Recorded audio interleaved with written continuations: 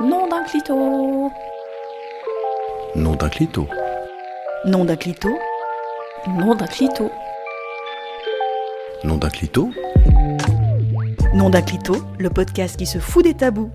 Une exploration sans filtre ni excuse de la santé sexuelle au féminin et au masculin. Des témoignages intimes, des récits de vie, des interviews d'experts et d'expertes, des conseils et une communauté où ta voix compte.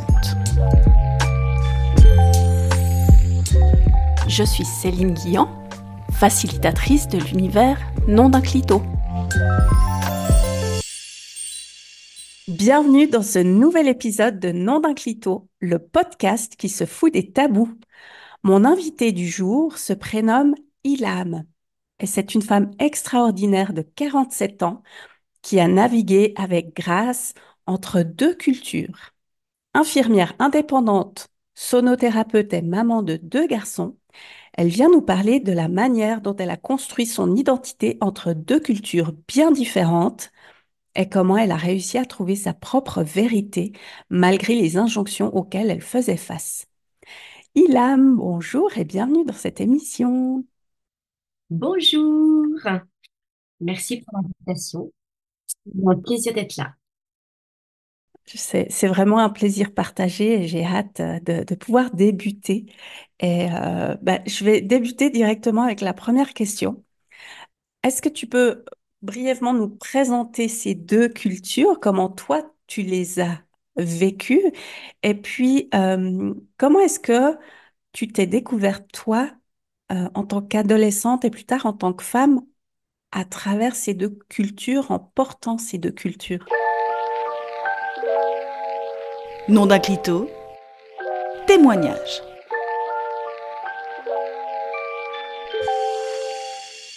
Donc, tu m'as bien présenté, hein. Moi, c'est Ilham, donc c'est un prénom d'origine arabe et mes parents, en fait, ils sont d'origine marocaine. Donc, j'ai vraiment, je suis née en France, hein, et pour la faire un peu plus, on va dire, résumée, donc mes deux cultures. Bon, maintenant, on peut parler de trois puisque maintenant, je suis expatriée en Suisse depuis 20 ans. Donc, j'ai maintenant trois cultures, mais principalement, mon histoire de Ilham petite jusqu'à l'âge adulte, j'avais cette double culture où mes parents, qui sont donc de confession musulmane, mon papa, il est arrivé en France, il était très jeune, il avait 20 ans. Maman, elle arrivait pour un regroupement familial avec son papa, donc mon grand-père maternel, elle avait 16 ans. Et donc, moi, j'ai grandi dans cette culture pleinement marocaine. Et du coup, on parlait plutôt arabe et particulièrement berbère, donc c'est encore différent. Mais j'ai été baignée aussi dans la culture de mon pays d'accueil, hein, puisque je suis née en France, dans un village et on était la seule famille maghrébine. Donc il y avait vraiment cette ouverture, hein, cette ambivalence entre ces deux cultures. Et mes parents ont parlé arabe jusqu'à l'âge de 3 ans et après ont exclusivement parlé en français. Comment est-ce que toi, tu as géré tes premiers changements corporels, c'est-à-dire la puberté, avec tout ce que ça implique dans ce contexte culturel mixte? Effectivement, la découverte de Ilham, moi, au niveau des changements corporels, ça a été très compliqué. Très compliqué parce que j'ai dû donc naviguer entre ces deux cultures.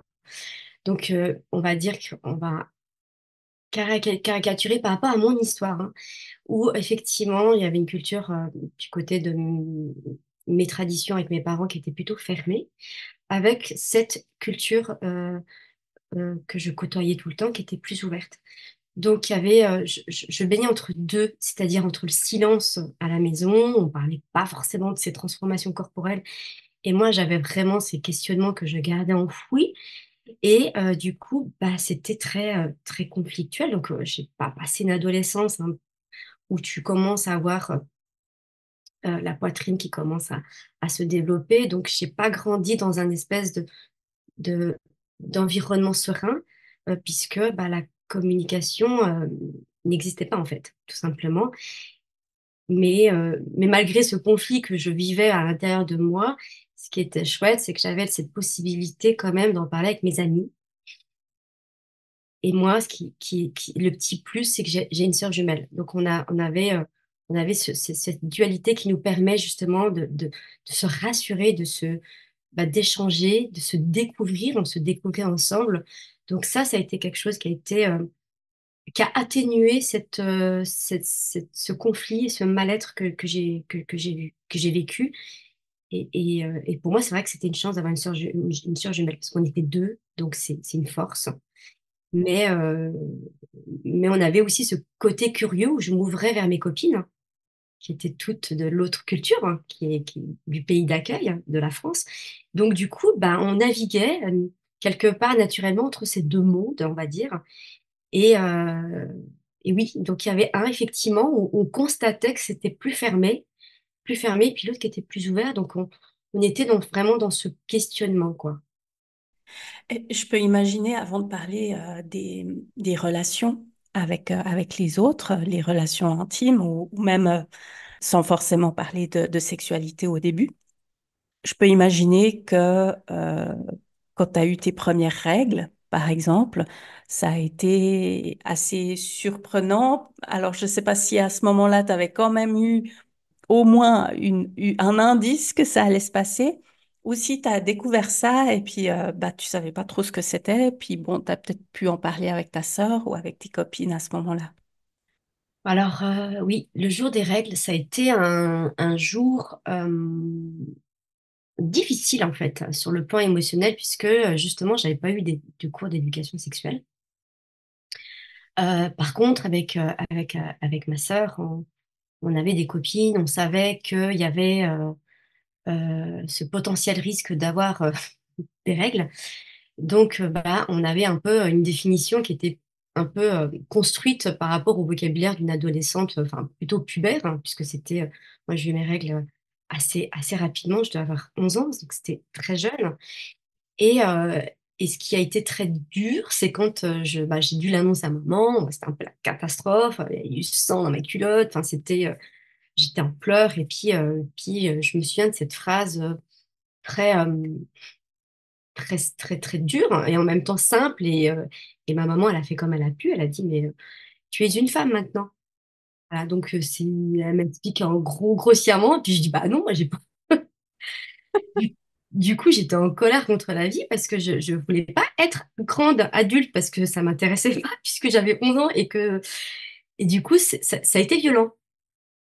Ce qui a été chouette encore une fois, c'est que bah, j'ai ma soeur jumelle qui a eu ses règles avant. Parce qu'elle m'a dit, bah, regarde-moi, est-ce que tu trouves que j'ai une tête d'adulte? Et c'est vrai que du coup, j'étais vraiment dans cette colère et en même temps cette tristesse. Et puis, j'ai dû accepter quelque chose que je ne comprenais pas. Voilà. Donc ça, c'est quand même compliqué d'accepter un truc que tu comprends pas et que tu veux pas en fait. Donc oui, ça a impacté bah, la vision de mon corps, hein, depuis ma puberté jusqu'à l'âge d'adulte, puisque du coup, bah, tu as une perception qui est complètement erronée, j'allais dire, ou limitée. Ça me fait passer à la prochaine question par rapport à ta vie intime, par rapport aux relations aux garçons. Comment est-ce que les tabous culturels et la liberté d'expression, quand il y en a, s'il y en a, comment est-ce que tout ça, ça a affecté ta manière de parler et de vivre ta sexualité? Bah, je dirais que je l'ai vécu tardivement en fait, puisque bah, j'étais déconnectée d'une partie de mon corps, puisque bah, il manquait des infos. Je pense qu'à un moment de ma vie d'adolescente, j'ai fait un peu une abstraction, comme si j'étais coupée. Et du coup, bah, j'étais coupée d'une partie de moi et de mes émotions. Et puis c'est vrai que l'accès à l'éducation sexuelle, elle est arrivée sur le tard, puisque bah, ma compréhension, elle s'est faite par mon ouverture. Et, et c'est quand j'ai quitté en fait le nid familial que j'ai développé encore plus cette curiosité. J'ai compris qu'il y avait vraiment un fossé, hein. J'aime pas trop ce mot-là, mais c'est vraiment il y avait deux vitesses, hein. Il y avait une vitesse qui était beaucoup plus retardée dans laquelle j'étais dans ma famille, et celle quand je suis sortie du nid familial où je me suis dit, OK, il y a quand même autre chose. Et du coup, j'ai dû composer avec les deux. Ce que je peux imaginer, c'est que quand tu as eu tes premiers petits copains, t'es pas allé forcément en parler directement à ta maman, parce qu'il y a quand même cette connotation de, oui, bah, euh, tu rencontres un homme, c'est pour te marier avec lui. Est-ce que comment toi, tu te positionnais là-dedans? Complètement d'accord avec ce que tu dis, dans le sens que je cachais beaucoup sans m'en rendre compte, c'est-à-dire que j'étais pas d'accord avec mes parents et comme ils n'étaient pas open à entendre mon désaccord, ok, alors je vais pas réitérer un énième conflit verbal avec eux. Je suis pas d'accord, ils n'ont pas forcément besoin de le savoir tout de suite, mais je vais expérimenter à ma manière. Donc je faisais des stratagèmes pour aller parce que bah, j'avais un flirt hein, et ce qui était assez avec du recul intéressant, c'est que ce premier flirt, il avait aussi des parents qui étaient racistes. Nom d'un clito, abonne-toi et like tes épisodes favoris. Du coup, bah ça nous arrangeait bien les deux. Du coup, on se cachait tous les deux en fait. Voilà. Donc, sauf qu'une fois un dimanche, je lui ai dit tu peux venir à telle heure. Mes parents ils se baladent, ils sont en visite. Et à l'époque, il n'y avait pas de téléphone. Hein. J'avais pas de Natel ou de téléphone portable. Donc, je ne pouvais pas l'avertir que le plan de mes parents avait changé. Donc, il s'est pointé une fois à 16 heures. Et c'est mon père qui a ouvert la porte. Et je me souviens que j'ai pas eu le temps de déballer les escaliers. J'ai dit, ouais, c'est pour moi, c'est bon. Et que je vois, j'entends juste mon père qui ouvre la porte d'entrée. Et, et, euh, et mon petit flirt du moment, très poli, bonjour monsieur. Comment allez-vous ce dimanche? Et mon père qui dit juste bonjour, et en fait, il claque la porte, il part dans la cuisine. Alors moi, je débarque les escaliers. Du coup, bah, le copain, il a les mains dans les poches, un peu tout penaud, et puis du coup, je prends ma veste et puis j'entends juste mon père, ouais, tu fais pas long. Donc, du coup, voilà, on a discuté dehors. Voilà, j'étais super mal, parce que j'ai la honte. Hein, j'ai 14 ans, 15 ans, et, euh, et l'accueil, quoi. Mais c'est là que je me suis quand même aussi dit, mais en fait, bah, mon père, il a claqué la porte. Bon, il m'a pas dit, tu n'y vas pas. Donc, j'y suis allée. Donc, je devais aussi euh, avoir je devais comprendre aussi les non-dits, quoi. Donc, bah, du coup, bah, moi, j'y allais. Et puis, voilà, et on a eu, voilà, 6 mois de flirt comme ça. Et ça a été mes premiers en disant qu'en fait, c'était possible, mais qu'il fallait simplement jongler entre ces deux mondes et que ça allait être ça le jeu de ma vie sentimentale. C'est vraiment de faire des allers-retours. Finalement, tu peux jamais vraiment totalement être toi, en tout cas dans la sphère familiale.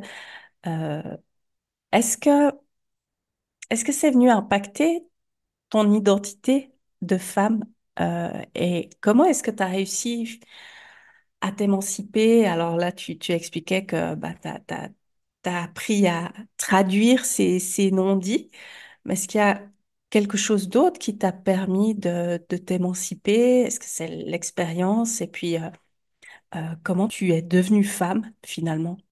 C'est une super question. Bah, disons que j'ai compris que dans chaque tradition, par cette histoire de flirt, qu'il y avait du bon et du moins bon. Et en fait, moi, je me suis concentrée sur ce qu'il y avait de bon. Et c'est à partir de là où j'ai construit en fait bah, mes valeurs en fait. Et, euh, et du coup, je me suis construite comme bah, Ilam, où j'ai accepté en fait cette diversité et en disant bah je vais mettre plutôt en valeur non pas forcément ma double culture, mais plutôt mettre en valeur ce qu'il y a au fond de moi, c'est-à-dire bah, la valeur de la liberté. Ça a été quelque chose de très fort. Et du coup, bah, j'ai appris en fait à aimer ces facettes de mon identité, tu vois. Donc, j'ai vraiment appris à prendre vraiment le meilleur dans chacune de ces deux cultures. même s'il y en avait une qui était un peu en avance. J'ai compris que même dans celle qui était en avance, il y avait aussi des points faibles. Et en fait, moi, je me concentrais sur vraiment ce qu'il y avait de positif, hein, tu vois. Mhm. Du coup, ça m'a ouvert à, à être moi, en fait, à être moi avec ces deux cultures. Parce qu'à un moment donné, j'ai cru qu'il fallait faire un choix. Et en fait, je me suis aperçue qu'il n'y avait pas besoin de choisir. Et il y a une amie d'enfance qui m'a dit, parce que tu disais, tu vois, j'ai vraiment le cul entre deux chaises. Désolée du mot. Et elle m'a dit, mais en fait, non, Ilham, j'ai compris en fait que bah, ces deux chaises, hein, tu vas le customiser, tu fais une planche et tu fais un super banc. Et ça s'appelle un pont entre les deux. Et c'est ce qui fait que je suis moi, en fait. Je suis un pont entre les deux. Ah, c'est une belle image d'avoir ce cul entre deux chaises, finalement, de reprendre le pouvoir et puis de te dire, bah non, je vais mettre une planche au milieu et puis je vais en faire un beau banc. Et on a ces deux cultures, chacune représentant une chaise.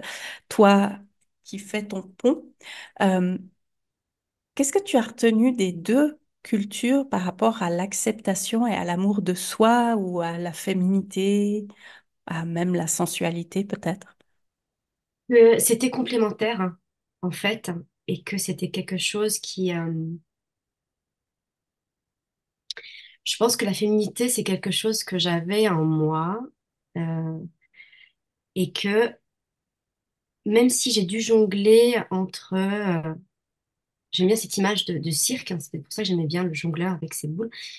C'est que j'ai appris à jongler et du coup, bah, ça m'a permis de personnaliser ma propre féminité et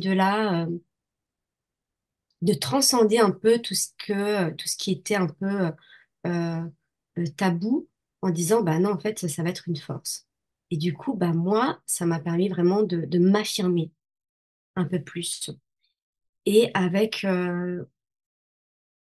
j'aime bien cette idée d'avoir, j'ai pas une paire de lunettes, j'ai deux paires de lunettes. J'ai vraiment ces deux visions. Et, et je me dis que finalement, ça me permet d'avoir des fois un peu d'avance. Tu vois, la pudeur, c'est quelque chose qui me parle, comme la sensualité, c'est quelque chose qui me parle, avec ces deux teintes de ces deux cultures. C'est très difficile de dire les mots, c'est vraiment dans le ressenti. Mais moi, j'ai vraiment ces deux teintes. Parce que tu vas au Maroc, bah moi j'avais vraiment ce conflit en disant quand je vais au Maroc, on me considère comme être trop française. Tu vas en France, je suis peut-être pas assez française. Et ben finalement, non, je me suis dit, en fait, je vais prendre ce qui va avec moi, en fait. Parce que moi, j'étais Mhm. plutôt par rapport à l'extérieur, et c'est à l'intérieur que ça se passe. Et du coup, bah, moi, la féminité, j'ai peut-être mis du temps, mais une fois que j'ai vraiment accueilli euh, mon moi, l'âme, bah, j'ai vu tout le potentiel doubler. C'est riche, en fait. Et, ce que je disais au début de l'épisode, t'es maman de deux garçons. Comment est-ce que tu les éduques par rapport à leur rapport, à ce rapport garçon-fille? Et est-ce que tu leur parles facilement de sexualité dans le sens vraiment le basique, hein, bah voilà, on appelle ça comme ça. Et puis, est-ce que tu envisages aussi de leur ouvrir l'esprit pour faire en sorte qu'ils aient un regard encore plus ouvert sur la femme, bien que actuellement tu vives en Suisse, donc ils ont déjà euh, une, probablement une façon de voir les choses assez ouverte. Mais comment est-ce que toi, en tant que mère qui a ces deux cultures, tu les éduques, tes deux garçons? Effectivement, j'ai déjà déblayé le travail, donc moi, je leur donne un peu ma définition avec cette ouverture. Et la chance que j'ai, c'est qu'ils ont ils ont la chance d'être dans une école qui on parle rapidement quand c'est un âge qui est propice à entre 8 et 12 ans, tu parles de sexualité, tu as vraiment un module sur l'éducation sexuelle. Moi, je vais simplement amener de la couleur et parce qu'ils posent beaucoup de questions et c'est ça qui est génial, c'est que je leur autorise en fait à poser toutes les questions. Et donc, ça répond aussi à ta question où il n'y a pas de tabou, en fait. En tout cas, je fais en sorte d'en avoir moins, parce que quand tu es maman de garçons, ça venait me chercher. Mais j'ai fait un travail sur moi aussi, donc c'est hyper important. Mais c'est vrai que j'ai cette envie d'enlever le plus de tabous possible, adapté aussi à leur âge. Mm. Et ça se passe super bien. Et c'est vrai que on a un échange où eux, ils sont beaucoup plus résilients, en fait. Ils m'étonnent plus dans la manière de dire les choses avec beaucoup plus de simplicité, en fait. Ils se prennent pas la tête. Et on parle de sexualité, oui, on parle de sexualité. Et c'est plus eux qui sont plutôt dans cette retenue, mais ce qui est chouette, c'est que je leur laisse cette possibilité à discuter, quoi. Je trouve que c'est tellement important de pouvoir avoir cette relation parent-enfant dans cette ouverture, cette sincérité, d'oser parler de sujets pour faire en sorte qu'il n'y ait pas de tabou et que les tabous se transmettent pas de génération en génération, comme ça a pu être le cas dans les générations précédentes. Et tu as ta propre identité, tu as ton parcours. Qu'est-ce que tu aurais envie de dire euh, aux jeunes femmes ou aux femmes qui sont dans une situation comme la tienne, entre deux cultures, peu importe lesquelles, qu'est-ce que tu aurais envie de leur dire aux auditrices? Ce que j'aurais envie de leur dire, c'est vraiment d'accueillir cette double culture comme une opportunité à créer une identité encore plus alignée par rapport à cette double culture. Et c'est vraiment aller dans cet accueil, plutôt accueillir ce qui arrive et dire, OK, je fais quoi avec ça en fait? C'est pas dire, OK, j'ai ça, j'en veux pas. Parce que moi, j'étais plutôt dans non. Et et ça, c'est plutôt un frein qu'on fait à soi-même. Là, c'est de dire, OK, au lieu d'avoir une couleur, j'ai deux couleurs. Bah, c'est génial, tu as doublement un potentiel. Pas voir ça comme un double frein. Et c'est vrai que j'aurais envie de dire d'écouter un peu ce qui se passe à l'intérieur. Pas l'étouffer, l'éteindre comme moi voilà, j'ai fait comme j'ai pu et j'ai eu tendance à ne pas écouter ce qui se passait à l'intérieur de moi. Du coup, j'étais complètement coupée entre mon corps et mes émotions, quoi. Si je pouvais donner un conseil parmi tant d'autres. Mais en tout cas, merci beaucoup, Ilham, pour cet échange, pour être venu parler de ton identité, parce que il y a deux couleurs, deux chaises, deux cultures, une belle dualité, et tu as réussi à trouver un chemin au milieu pour harmoniser tout ça et en ressortir qui tu es aujourd'hui, avec toutes tes couleurs, toutes ces nuances, ton parcours, ton chemin de vie, euh, et toute la manière dont tu enrichis les choses, les échanges et ta vie. Et c'est vraiment beau à voir. Et encore merci vraiment d'être venu parler de ces sujets ici sur ce podcast. Bah, merci à toi, en tout cas. C'est vrai que c'est un challenge hein, que tu m'as permise de relever parce que c'est vrai que bah, la féminité avec une double culture, elle est importante d'être mise en lumière hein, parce qu'en fait, on n'est pas toute seule en fait. On a, euh, on a toutes des similitudes, hein, que ce soit par notre double culture, mais juste par notre essence féminine, hein, qui fait d'être femme. À toi, chère auditrice, cher auditeur, rejoins-moi pour les prochains épisodes où tu découvriras de nouvelles intervenantes inspirantes comme Ilham. Merci d'avoir écouté cet épisode de Nom d'un clito. Je te dis déjà à très bientôt et rappelle-toi, chaque voix compte. Nom d'un clito, un espace ouvert à toutes et tous. Pour tout savoir sur l'univers non d'un clito et ne rater aucun épisode, like et inscris-toi à la Clito News. À bientôt!